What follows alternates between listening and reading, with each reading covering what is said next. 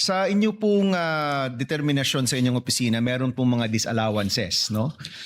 Tungkol po sa kategorya ng mga gastos, kung sino po yung nag-disburse. Pero hindi po naging rason ng disallowance yung mga kakaibang pangalan. Tama po ba? Opo, tama po. Okay. Pero nakita po ninyo na may mga pangalan na kakaiba. May Piatos, may Bacon, Heart, Queso at kung ano-ano. Hindi nyo po naisip na baka red flag po ito? Dahil nga po ang audit namin is compliance lang po, hindi na po namin verify yung identity nung nakatanggap po.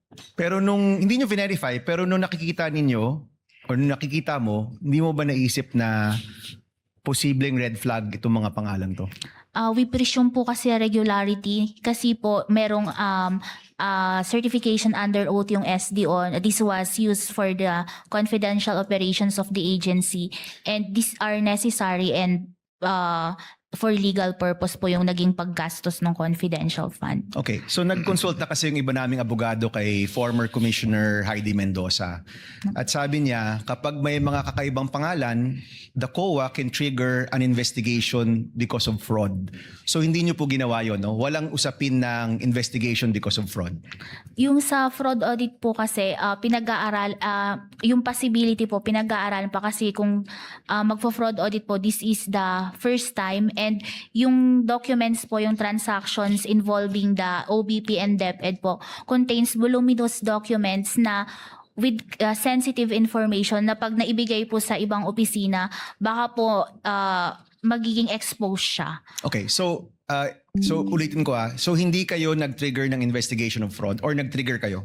Wala pa po, pinag-aaralan pa po with the chairperson. Pinag-aaralan. So, it's possible na magkaroon pa ng investigation due to fraud?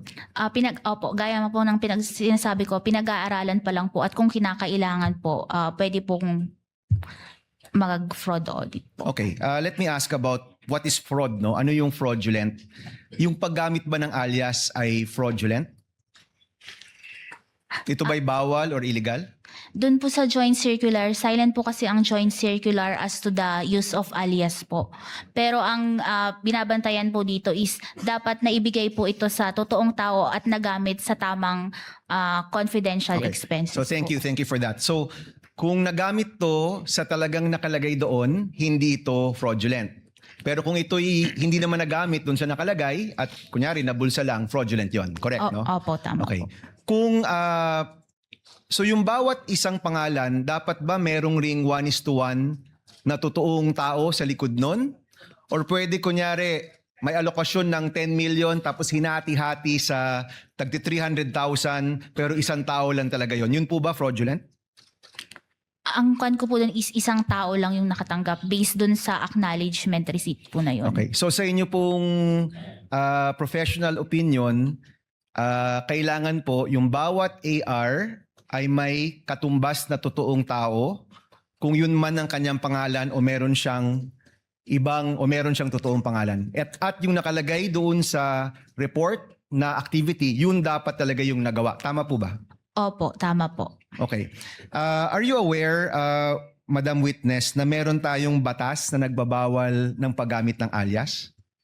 Hindi po ako familiar dun sa law. Okay. There is a law actually, RA 6085 na nagbabawal ng paggamit ng alias at nais na naming alamin kung ito ba'y pertinent dito sa usapin ng confidential and intelligence funds at aalamin po namin yan. Maybe for the second round. Maraming salamat, Madam Witness. Thank you.